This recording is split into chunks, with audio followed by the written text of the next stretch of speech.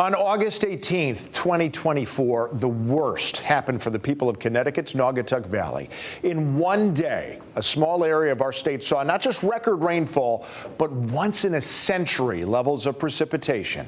The result, massive flooding, loss of homes, businesses, and properties, and for a few, a loss of life. For the last year, the community has worked to rebuild their lives one brick or board at a time. 12 months. 365 days, countless stories of resilience.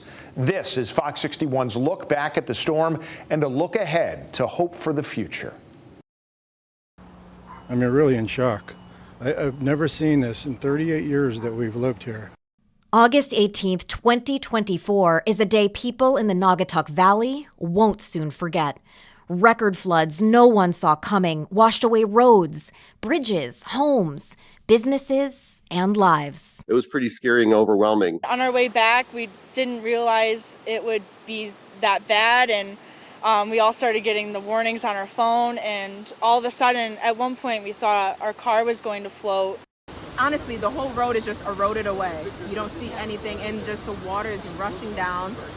Before, honestly, it looks like a lake right now, but it was just like a creek, a small little, flow of water, and that leads out, and now everything is just flooded. It's a story of loss, but also one of community, heroism, and resilience.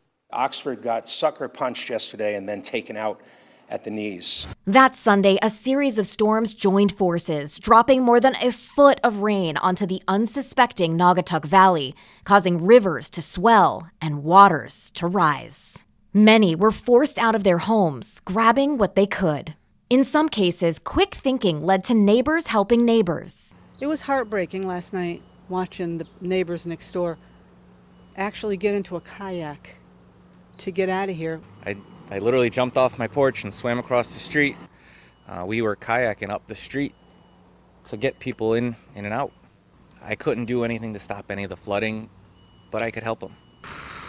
That's the only way you can get through is with each other. In others, acts of heroism certainly saved lives. As I was trying to pull out of the Southbury Plaza, I saw that there was just a lake where the intersection used to be, and there were a number of cars that were partially submerged. Some of them, up to 3/4 of them, were submerged. But before we knew it, we looked up, and there was a new car in the middle of the intersection that wasn't there before. And then we realized there was somebody in it. The guy was having a hard time getting out of the car, and then he said his dog was in the car. And he was able to shout at me that he had a prosthetic, and that's when I kind of realized that this needs to happen right now. This cannot wait. We can't do this, a structured way. I had to press my foot against the side of his car underwater and pry the door open. He took off his prosthetic, and I was able to get my grip around his chest, and I swam him back to the shore, to the shoreline. And by the time I ran down there, he had already had the guy and the dog out of the car, and he was coming back out with the prosthetic leg held over his head. It was ultimately very lighthearted, and there were so many people there who wanted to help and were helping each other, and that's just a really important thing. Gives you faith in humanity. Maybe it's not so bad as everybody makes it out to be, In the deluge, however, 3 were not so fortunate. Evelyn Joyner, Audrey Ruskowski, and Robert McIsaac were killed when they were each swept away by floodwaters in separate incidents. One very nearly rescued by a firefighter who nearly lost his own life in the effort. They were doing their very best to try to save her. And then I jumped up and ran out to try to help pull him in. The poor guy was blue. He didn't look good, and finally, it was he was able to come to. It was a joint effort between a lot of different people. We all just pitched in, and I think that's what the people of Oxford need to do now, is just pitch in and help each other. This is a tragic and devastating day for Oxford. There's definitely a bit of survivor's guilt in that sense too, because we might have been this close to saving them, even the firefighters too that were there. Those poor firemen. I mean, you're talking about young volunteers who have never, and probably hopefully will never see something like that again. And those are the true heroes. As the waters receded, countless people, families, and neighbors were left to pick up the pieces left by the storm. I'm trying to get through it right now. I mean, it's a mess down there. This is it's emotional, mental, it's fatiguing. Where to begin is simply just trying to save what we can, what's important to people, trying to stop mold, trying to stop any further water damage. Small businesses, we lost about $100,000 if you look at all the investment we did in the building, the equipment is a total 100% loss. I lost from fork, from spoon to walking cooler. I lost everything. We're going to have some big bills to pay going forward, which is, terrifying as a business owner. So this is how high the water you got. For the owner of Creative Start Learning Center in Oxford, rebuilding came at a hefty financial cost, even with a little help from the state. Possible. Insurance has basically told us they won't help, but we'll find a way. The crews are coming in. We're going to clear it out. We're going to get all new drywall, all new equipment, and we'll be back up and running in a couple weeks. In Southbury, Kathy Dibner, owner of Kathy's House of Chickens, lost everything in an instant. I woke up to my house rumbling and the sound of an ocean in my backyard. And you can hear all the buildings between the pavilion, the pool house, and the barn collapsing. When I came out here with a flashlight and seeing that my barn is gone, I dropped to the ground and just screaming, oh my God, it's all gone. I keep thinking back of how my birds lost their lives in this tragedy, and it's haunting me. Despite the damage and the costs, most agreed that the fallout could have been much worse. Everyone's safe, our staff is safe, and the children are safe, and that was the most important thing, and we're just thankful for that. I'm going to rebuild, and it's going to be stronger, better, and bigger than it was before. And there are more showers off to the west, too, and this is all going to be headed our way over the next 36 to 48 hours. So it was a weekend day. And as the weekday meteorologist, we kind of went into this Saturday thinking not exactly an ideal weekend. And it was even worse because it was right as schools were starting up. And so everybody was out doing their back to school shopping. The day before the flooding event, there was a very big flooding signal 50 miles to the west. So it was mostly focused across northern New Jersey and also southeastern Pennsylvania. So we were watching that threat. The ingredients were there, but not for us in Connecticut. Parts of Connecticut not raining, other parts it is. And the biggest concentration of moderate to heavy rain is Fairfield County, moving through western New Haven County, up into Litchfield County. And basically rain totals on the order of a ½ inch to an inch of rain in parts of Connecticut. That morning, we woke up and we checked our higher resolution guidance, and all of a sudden, that threat had shifted about 50 miles to the east and now included parts of western Connecticut. So we're thinking, okay, that kind of ups the ante. Fox 61 was doing an event. We were doing a back-to-school drive at West Farms Mall. And I remember driving up there with my son in tow, and it was pouring. Now, that part was an accurate forecast. What was not so accurate was the fact that it kept pouring and kept pouring. And we ran to get into the mall, and 2 hours later, we had to run to get back to the car because it was still pouring. I think as the rain started falling, temperatures started heating up. That's when the National Weather Service went, uh-oh, no, this is a Connecticut event. But I got the radar out on my phone, on the app, and I noticed just this deluge of rain that was still over West Hartford that stretched down into the Naugatuck Valley. Now, even at that moment, what I'm not thinking of is widespread flooding. What I'm not thinking about is rushing water from a river that is taking out houses in the process. I'm thinking it's a lousy day. The situation is dire as floodwaters are relentless. Vehicles trapped, homes damaged, roads entirely washed away. They did end up issuing flood warnings and then eventually a considerable flood warning, which is one step up, and eventually a flash flood emergency, which is something that I can only remember happening maybe twice for us here in Connecticut. It is extremely, extremely rare. And this certainly was an unexpected situation, but it is a serious one. This is a small scale thing that we were not ever going to be able to perceive with the technology that we have now. It's impossible to forecast it. You know that there's going to be torrential rain.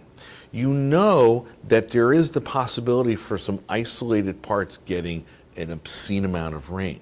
But where, how long, how much, even the best meteorologist is going to come up short on that one. I think what ended up happening was a stationary front, very weak, ended up setting up in southern Connecticut. There was very moist air. We had a southeasterly flow, and the air was coming up out of the valley, the Naugatuck Valley and the Housatonic Valley, and as air goes up, water condenses. So we had the combination of this front, we had a lot of moisture, we had this upsloping, meaning the air is coming up, and it was just the perfect recipe. There was a storm that just kept sitting over parts of northern Fairfield County for several hours, dumping an intense amount of rain over one area, overwhelming really just about the entire area, dumping about 14 inches of rain over parts of northern Fairfield County. You've heard us use the word training. That's not to say these thunderstorms are practicing to become thunderstorms. It means they're going over the same area. What training is take a specific area, and given the way the pattern of the rain is moving, it's a heavy cell that is replaced by another heavy cell. And like train tracks, these cells march through one specific area. And that's exactly what happened on that day. And it just happened to be perfectly in line with the Naugatuck Valley, so that when you combine that with the rising waters of the river, it was a disaster not waiting to happen. It was a disaster that not many people saw coming. There were cells that were just not moving, producing 3-inch per hour rainfall rates. I mean, going back, if I could go back and do it all over again, I still would not be able to say where that heavy rain would be. It's just beyond our limits as meteorologists. If you look at any other flood event in the U.S. in the last few years, Texas comes to mind from a few weeks ago. That wasn't forecasted. Was rain forecasted? Yes. Was that much to do that much damage and kill that many people? No. If that were the case, we'd be on the air 2 days in advance going, okay, everyone flee to higher ground. And we don't do that. I think one of the things that is a good takeaway from this event is that we are humbled by the fact that there are certain very small scale weather events that we are just not going to be able to predict very far in advance. I mean, I think we always are putting our best foot forward and, trying to make sure that people stay safe regardless of what event is going on. So to say that I think that event definitely puts you on your toes. It's the first thing that I've been doing this for 7 years, and it was something that I've never seen before. So it definitely is something to be mindful of, but I'm not going to scare folks into thinking that event could happen again. Could it? Absolutely. But I'm going to keep doing what I'm doing and try to alert folks to what I see. But also another thing that's interesting to look back on as well is how people perceive warnings. Do they have warning fatigue? We issue flash flood warnings all the time. By we, I mean the National Weather Service. So how seriously are people taking them? I do think the alerts were given, but I think there's also a social science to it. How are they perceived? How are they received? Are people even getting those alerts? Now they are received on phones, but are people looking at them and going, no big deal? Or are people truly following that advice and heading to higher ground? So I think there's ways that we can improve our communication, not just the National Weather Service, but all of us, to try to get these warnings out to people. It's been 1 year since flooding rains overwhelmed the Naugatuck Valley community, washing away homes, lives, and livelihoods in a matter of hours. But in that year, we've seen a community come together to rebuild not just homes and businesses, but lives. People have volunteered their time, money, and resources to help their neighbors get back on their feet. One family's been working to literally get the ball rolling again. Fox 61's Jim Altman has more from Old Sawmill Miniature Golf and the family that's fighting back from the floods. And due to those flooding rains, nothing in the Oxford area has been par for the course, not for the past year. But for this family-owned business, the rebuild is definitely on. It was horrible, a horrible sight. Just like a gut punch, what water could do. It was devastating. The main thing that I remember is picking my grandfather up and bringing him down here, seeing his 30 years worth of work destroyed. While their business model is built on how to get around barriers, no one could have predicted the types of obstacles that Jocelyn and Jared have encountered over the past year. I was just getting texts and videos, and before I knew it, I had a video of our golf shack going downriver. 30 years of memories were just washed away. Their family business, Old Sawmill Miniature Golf, 3 decades old, was washed away in just hours by the relentless rains from last August's floods. Each day since has been dedicated to getting back in the game, with community cleanups and now a road to recovery. So we've been working hard. We have new carpeting. All of the carpeting got peeled up from the flood. We have new walkways. Our bridge that had a horse trailer on it during the flood has been rebuilt.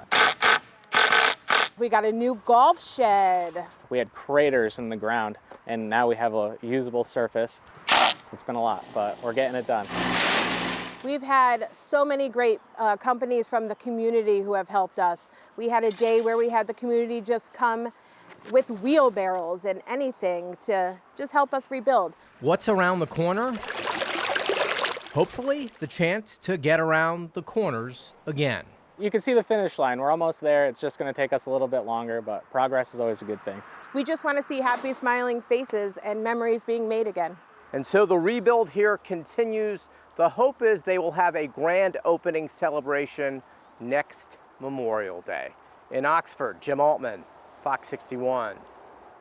Countless businesses were damaged or destroyed in the massive floodwaters last year. You could see that devastation clearly at Claritas Village, where 14 of the 16 businesses were destroyed within hours. Fox 61's Celine Era visited some of those businesses to check in on how they're doing now.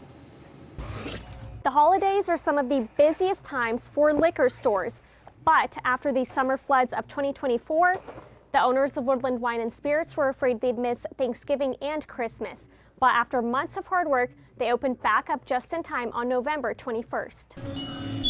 In August 2025, it looks like a brand new store with business back to normal. But just a year ago, it was unrecognizable. This is where the water came up to. Nearly 6 feet of water damaged hundreds of thousands of dollars in product that Patel family has been proudly making a living off of for the past 22 years. This is a lot of work. It's a lot of work. The first of all, when this happened, I gave up the first time. Not able to open the store. Patel says it felt hopeless with no flood insurance. It took a generous loan and neighbors showing up to help his family clean up a mountain of a mess to get them back on their feet. Community get together. They help us to clean the whole store, and they stay with behind us. And they told me, you got to come back. And so he did come back, and it's a comeback story even he wasn't sure was possible. His son Jay was going to college that week, afraid to leave his dad alone. After the flood, once again, neighbors stepped up. We had the community with us, so they encouraged me to go. They said they were going to take care of my parents for me, so they gave me the courage to go. All around the plaza, it's a healing site, seeing cars fill the parking lot that was once filled with water. And at the center of it all stands a diner that took nearly a year to reopen. Just all of what I built is gone in a matter of 3-4 hours of rain. Owner Mike Ape took over the Route 67 diner in 2014.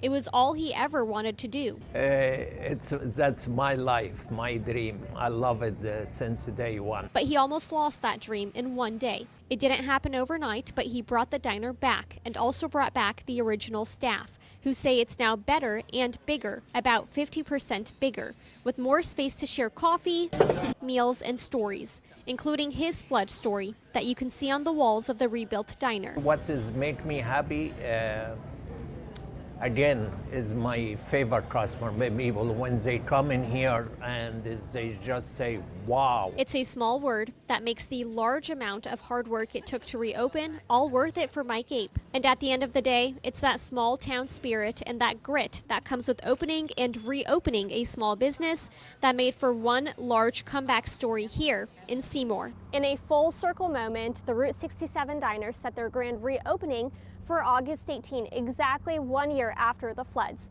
You can find more information about their future plans on their Facebook page. Reporting in Seymour, Celine Air, Fox 61. For some, a destroyed business means more than a loss of goods or property. Like Kathy Dibner, the owner of Kathy's House of Chickens. She lost 100 chickens in the floods. After that day, Kathy vowed to rebuild everything from the ground up. And while she has made great progress this past year, that day that changed her life still haunts her. After catastrophic floods in 2024, Kathy's House of Chickens is still a shell of its former self. After that day, Kathy vowed to rebuild everything from the ground up. And while tremendous progress has been made, the day that forever changed her life still haunts her a year later. The birds are really hot. And they're molting. This year, fresh faces grace the coops at Kathy's House of Chickens. So with there being a lot of roosters, I imagine it's very loud in the morning. It is loud, yeah. Even though some of the breeds are new, These are white Langshans. They're still little, so they're not laying yet. it's still business as usual for Kathy Dibner as she tries to get back to a sense of normalcy. Open it, we can go in. For 10 years, she's been in the business of breeding and selling show chickens. But in August of 2024, she lost everything she worked so hard to build for a decade. Every day that I wake up, I have to look out my window and still see all the damage that's still here. With all the destruction still in her backyard, So this is the edge of my pool. she's constantly reminded of the horrors she saw that day. When we come outside, and it sounded like an ocean, like a legit ocean out here. I was like, what is going on? She says it's like a nightmare she can't wake up from. So that night, I was out here at 7:30 feeding and locking up and checking on everybody. The next morning at 1 o'clock in the morning, when my son was yelling that the barn is gone, my heart just sank. The barn is gone are words a farmer never wants to hear, Behind there, along with the instant realization of her feathery friends losing their lives. there was over 166 birds that lost their lives that day. I start crying again. It's just horrible thinking of the way that they died. That whole barn coming down and them drowning just makes me nauseous. This mudslide drastically changed the scope of Kathy's business That was in the flood, so we had to put some stuff in here for storage right now, but and forced an unexpected uphill battle she wasn't prepared for. it's extremely hard to start over. You have to start from scratch. So you have to figure out what I need all over again. Number one, I mean, with today's economy, everything is triple of what it used to be before, so you have to allocate for that. So startup costs are just outrageous, so it's been a big burden. She was hoping for some help from the insurance company. We were denied because, you know, this is not our home that was damaged. This is our yard, and it's not covered, so our personal property is not covered. Or some assistance from the state. Deep stated that they will not send any state employee on private property to fix damage. So I have lost all hope that they're going to help us. But in the end, it was the community and her longtime supporters who came through when it mattered. If it wasn't for them, this barn wouldn't be here today. The GoFundMe, every dollar that I received went towards the rebuild of my barn. If it wasn't for that GoFundMe, I wouldn't be in business right now. Kathy's new barn is bigger than the one that got swept away in the floods. It used to be 50 feet, now it's 90 feet long. But it still serves the same purpose, being a home to her new clucking companions. Starting all over, it's like I have a new attachment to these birds. Chicken people will understand that. Other people may not, but you do, you get attached to them. Kathy's birds are her family. I talk to my birds like, you know, like they're listening. And she's brought in some new members to the Dibner household as well. Come on, babies! Trying to expand the farm, I added goats. They love attention. They love headbutting each other. They love playing. They're very friendly. They're like therapy. A couple months they've been here, but... Do they feel like family now? Oh my God, yeah. Hey, what are we doing? Even with the addition of the goats, the farm is still only a fraction of what Kathy had a year ago. He likes to itch his head on my hand. But she's optimistic that one day she'll be back swinging in full force. It's going to be a long time before I get to where I was before, but my customers have been great with supporting my business, and they're still coming, and I'm still hatching and plan to. But while looking toward the future, whatever hatches, hatches, and then I just raise them out. Kathy can't help but think about the past. All this up to that rock, this all gets flooded. And facing the reality of potentially losing it all again. Obviously it happened to you once. Do you feel like it could happen again? Is it just like you're just waiting on what's gonna go wrong next? I don't know. I mean, if that comes down again, is it possible? Maybe. And if it does come out, like if it comes down again and takes out my barn, I'm done. There would be nothing for me to rebuild. I wouldn't do it again. And that's something that's always going to be in the back of my mind living here. Kathy says she is grateful for all of the community support over the last year, and she's still taking donations to help with the rebuild, and all the money that is donated will go directly to support the business. In Southbury, Jamel Johnson, Fox 61. It wasn't just businesses that were washed away in the floods. Roads and yards throughout parts of Connecticut virtually disappeared in the waters, leaving neighbors and town leaders with little to build back on top of. Fox 61's Tim Latow takes us now to one of the hardest hit areas for an update on the race to rebuild and secure funding. Last summer, 4 hours of rain caused nearly $50 million worth of damage in the town of Oxford. Neighbors say the 8 Mile Brook rose 4 times higher than it ever had before, carving out hillsides and ravines like this one and leaving stretches of roads in disrepair. We have lived in Oxford, in this house in particular, for 63 years. So we are definitely locals that have seen all kinds of things, but nothing like the flood. Eugenia Purcella has enjoyed her house and property on the banks of the 8 Mile Brook in Oxford for decades. But now her front yard is about half the size it was. I still had yard when I went to bed that night, and when I woke up, it was gone. 16 inches of rain in a 4-hour window poured doom across multiple towns in southwestern Connecticut last August, slicing through the land, roads, and even homes. I was up to my waist, and I looked over at Route 67. It looked like the Colorado River going right down the middle of the road. Town of Oxford First Selectman George Temple knew he and his staff had a long road ahead to get the pavement patched up. It was just, it was a very lonely feeling.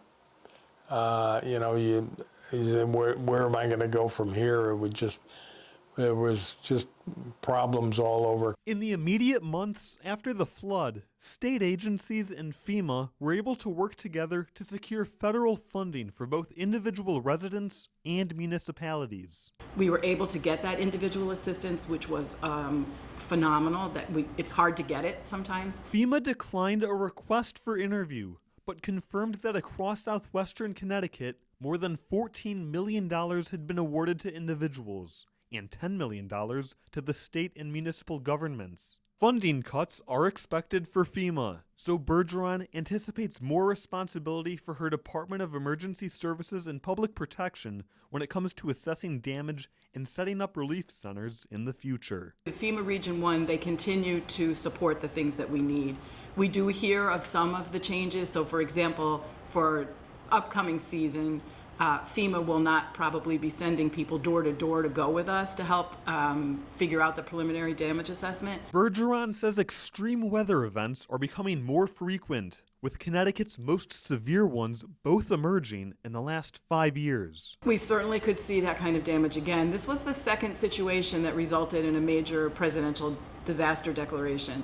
The second was, a few years ago, the remnants of Ida. In Oxford, reinforced bridges and wider culverts have been added in an attempt to mitigate future damage. But even the town leader has a worried mind at times. In Oxford now, if we get a prolonged rainstorm, people get nervous, including me, by the way.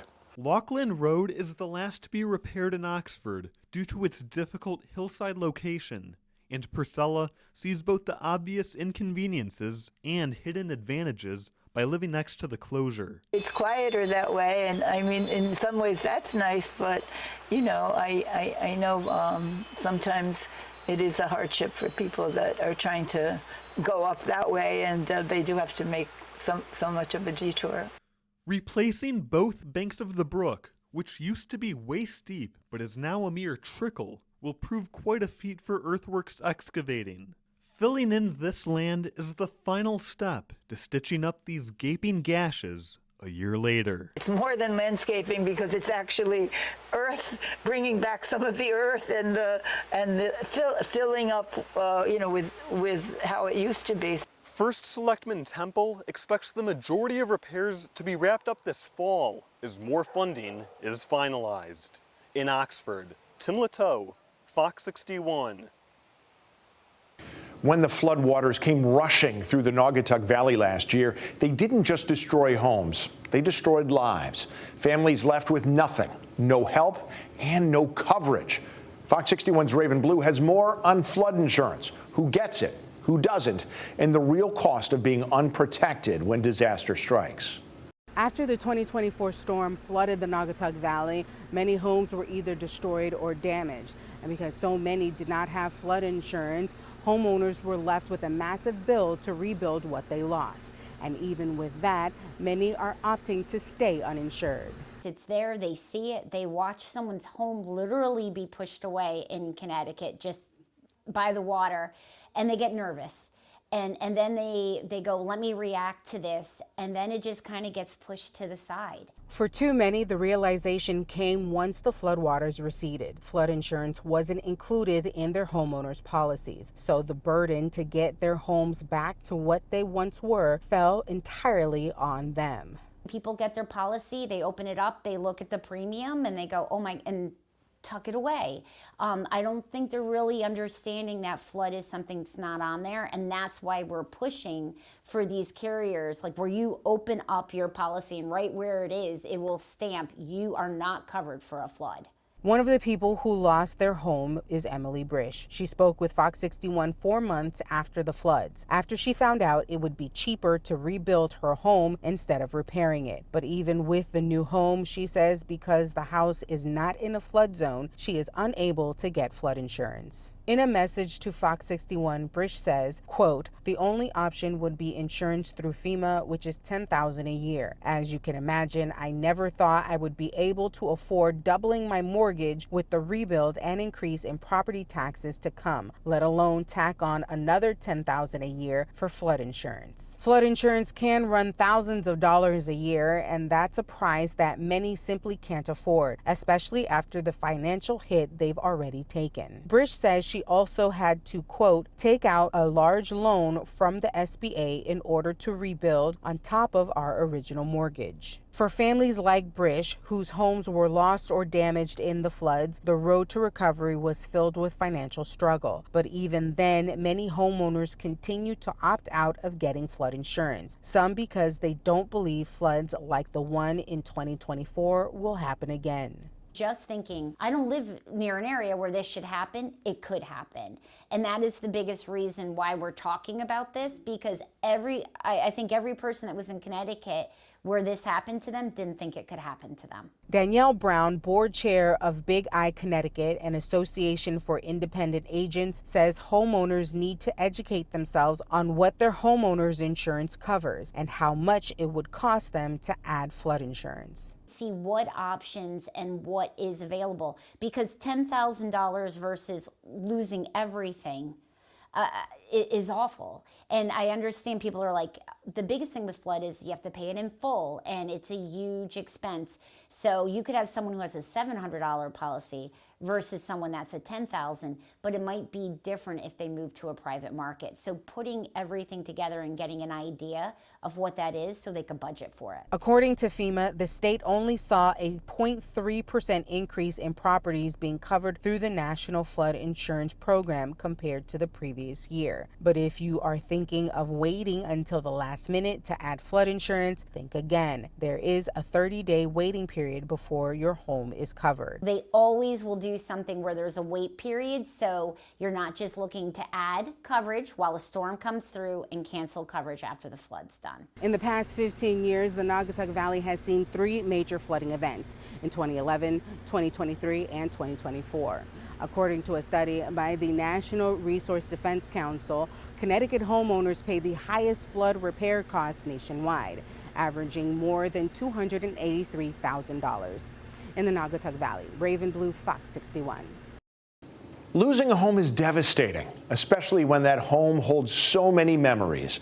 But one mother found herself watching hers be destroyed twice, once by the floods and then by construction crews. Still, as Fox 61's Stefan Reels learned, she has found strength in her community. It was just over 3 years ago when Randy Mercutio bought her dream home for her and her son Riley to live in. It used to stand right here in the town of Oxford exactly 1 year ago. And 1 year later, its absence serves both as a heartfelt and haunting memory for the Mercutios. Like a leaf in the water, along 5 Mile Brook in Oxford, the voices of the past year Come here. It's okay. come up to the surface for Randy Mercutio At no point did we really ever think the whole house was gonna go. as she takes in the empty site of where her home used to be 1 year ago. Standing here, what emotions does this bring back to you a year later? It's bittersweet. I do get more of a sense of fear and some anxiety because it was pretty horrific. When did you know that this wasn't like another storm? The water had risen to a level I had never seen before. And not only that, it was moving so fast. It was fight or flight. We weren't sure what was going to happen next. There was just a lot of unknown, really. Are we safe where we are? Should we get to higher ground? The violent current caused the single mother's home to collapse and swept away years of Mercutio's family memories. Only destruction and shock remained. But, what are you gonna do? I got my son. Left with almost nothing, Mercutio salvaged what she could from the shell of her former home, all while the community rallied by her side. They're all helping each other, making sure we're all good. Some people are letting them stay at their houses. In between the heartache, miracles began to shine. Mercutio's son's sonograms, once thought lost, were found down the stream on a beach in Westport. The story resonated across the web, as more than $200,000 were fundraised through GoFundMe to help the ER nurse land on her feet. Things seemed to be on the right path, until the turn of the new year. There's 40 years of my life just being dragged away with nothing I can do or say. Before Mercutio could save the rest of her mementos, contractors were hired by the town in January to demolish what remained of her home. Seeing it coming down that day was just, it kind of felt like the first time. It's okay. I'm sorry, Mommy's upset. The pain right back up to the surface. But among the darkness, a little light shone through. This is amazing. There was one like As those same crews who destroyed Mercutio's home returned what memories they found in the rubble. This was my mom's. This is really all I really wanted. Thank you so much. What's next for you guys at this point? That is the question. What is next? Where do we go moving forward? And it's still, we don't know. We lost things, but we have each other. And if it wasn't for the community, my Oxford community and surrounding and beyond, I don't know how we would have kept going. It's a fantastic reminder of in your darkest times, there are people and there is help. Mercutio tells me even though her home is gone now, she still needs to make up what's left of her payments on her mortgage. So if you'd like to help out the family, we'll provide a link to their GoFundMe page on our website, fox61.com. In Oxford, Stefan Reels, Fox 61. For many people, the floods of 2024 marked a loss of things, homes and businesses. For others, they marked a loss of life.